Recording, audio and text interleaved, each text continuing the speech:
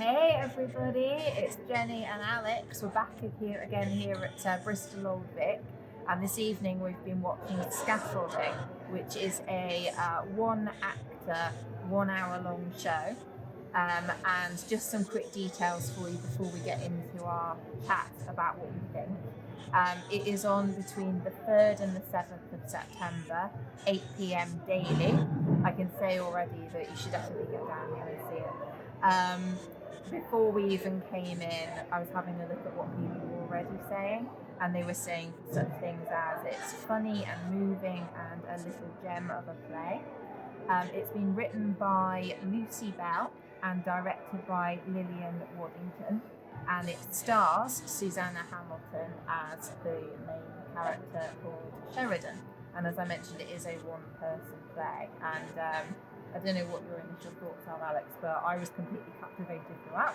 I thought it was an amazing performance. It was one of those situations where the right actor made it work. I think with the wrong actor there, it could have meandered. It could have not grabbed the audience's attention. But she was such an amazing performer. Really impressed. Yeah, I think so too. Like, I don't know about you, but for me, I always know that something has really grabbed my attention properly is if I can sort of visualize what they're saying in my head, almost like if I'm reading a book and it's a good book, it's almost like a film plays in my head of what's being described. That was happening with this play. Whenever she was talking and describing scenarios or things that had happened, it was like I was watching a film. So that for me is an indicator of really a performance that certainly captures my attention. It's one of those things that I think works so well just as a piece of theatre. I think if it was in a different format, it wouldn't work quite so well. But the situation here at the Bristol Old Vic, what's the name of the stage that we were at?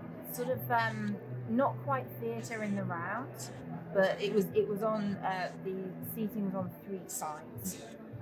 But it wasn't quite I believe it's called like a thrust stage where it's like in the middle of the audience. It wasn't quite that. She was more basically the fourth wall of the audience, and she did play with that a little bit, didn't she? Yeah. Because throughout, it's basically, in summary, it's a person struggling with some big questions at a pivotal point in life. And that's a great way of saying what it is without giving too much away. Nice, good, thank you. But also talking to you as the audience, almost as if you are taking the position of God in her world. So she's, asking for answers to these things, but you are taking that place. And I don't know how maybe we shouldn't spoil things too much, but there is a point towards the end of the show where that becomes quite intimate. There's some audience participation. I'll just show you this here. This says, do not open till the end. This was underneath our seats, like we were watching Oprah Winfrey. We didn't actually spot this before the play, so it didn't get spoiled in any way. No. But we were instructed at a particular point. She asked us to look under our seats. But it didn't break the immersion of the piece at all. It one of the things that really struck me about that moment, because I think everyone was surprised by it. I mean, maybe some people had found them underneath their seats, but I don't think so. And it seemed to me that there was a kind of ripple in the room. It was a lovely experience to feel everyone like, ooh. Because, we've been sitting there for an hour listening to this woman talk, and she was captivating. She absolutely had the entire room spellbound.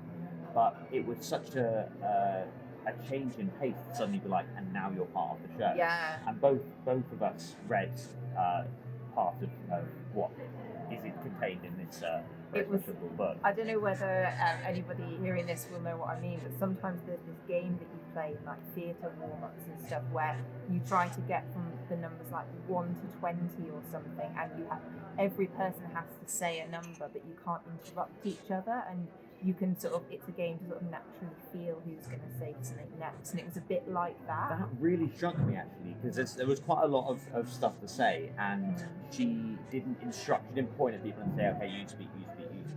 It was all very natural, but nobody interrupted anyone. everybody spoke pretty clearly, broadly speaking, and everybody got right what was written down on the page.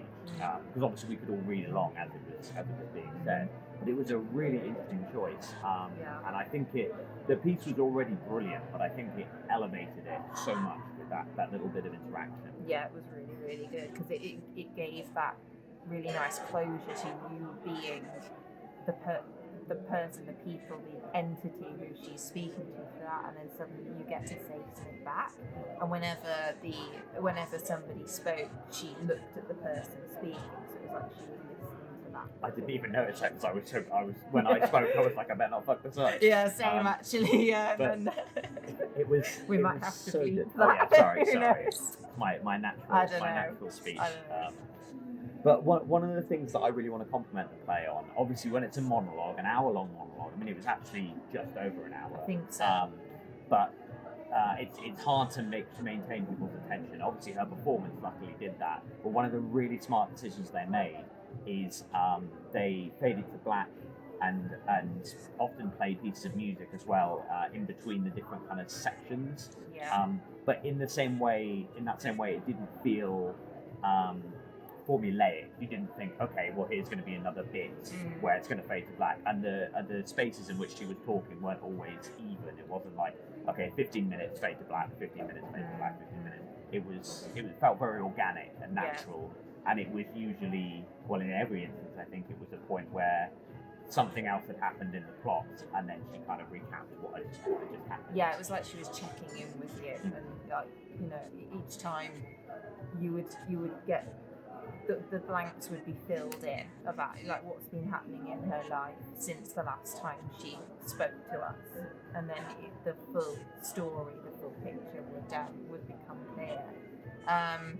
Any sort of standout moments or things you want to say? There were so many surprising moments of humour that I thought was really, really fantastic, because it deals with some quite heavy subject matter. I think I'm not going to spoil this play in any way, but I think walking away from it, you're not going to be depressed. It's not one of those plays like some of the other things we've reviewed in the past where it's like, oh, I was a bit depressing. Yeah. This is a story of hope, I think, and even though it is deeply sad in places, the moments of humour, especially with some of the pop culture references, and the delivery of the actors as well, was just absolutely spot on. Yeah, it was great. It did make everybody laugh out loud at least a couple of times, I think. The bit with the buses got me. Oh yeah, that was very good, because it's set in Devon, right? Yeah. She made reference to that a few times. And if you're from a small town like I am, you from a small town? I've lived in very small places. You have lived in small before, town. yeah. I think if you've ever experienced small town life, it will resonate with you. Yes. Deeply, because there was some very funny little moments. Yeah, and even the sort of hints to the close-knit community, which can be both a blessing and a curse, depending on what's happening in your life. Yeah, it was very, very well delivered, and yeah, as you said, certainly not depressing. No. Even though it deals with heavy stuff, it's very life-affirming and will give you a laugh as well. I think it kind of, even though it's specifically about certain subjects, I think it does deal with a lot of universal themes of, obviously, as you mentioned, she's kind of addressing God throughout it, which makes it feel like a very natural monologue or solo piece. It didn't feel forced in any way. Now, some pieces like that can feel a bit forced, but because she's speaking her mind, speaking out loud, but to God, it made it feel more natural. Yeah, definitely. Yeah, and sort of these moments, these like sporadic moments of despair or silly moments of happiness as well, all sorts. Like it was all in there. There were a few moments where I did feel my eyes start. I didn't actually cry, but there were moments where I did really very strongly feel the emotions of the character, and that again is just testament to the amazing performance. It shows how immersive it was and how poignant the performance was. Yeah, really good. So yeah, as we mentioned, as we've made clear, this is definitely a good one to come and see. Yeah, thoroughly recommend. I can't remember if we've mentioned it lasts for an hour. It might be slightly over actually, and it's not in the main house, it's in the Western Studio, which is downstairs in Bristol a little bit. Which is a good space, but the seats aren't very comfortable. I will just say that. Maybe it's just because I'm quite tall, but yeah. And also, maybe it was for me just because I'm getting old. You know? So yeah, it's on daily 8 o'clock, 8 p.m, 3rd till the 7th of September. Yeah, come on down. Bristol Vic will have all the details on their website. Look and ticket through them. And yeah, we've been Jenny and Alex, the Key Party. Do give us a subscribe yes, down and make below. sure you like this video as well, and comment as well. If you've seen the play, we'd love to hear your thoughts on it too. Absolutely. And yeah, stay tuned for more. We'll be doing loads more theatre reviews from here on out. Lots more coming up. See you soon. Bye. Bye. Bye.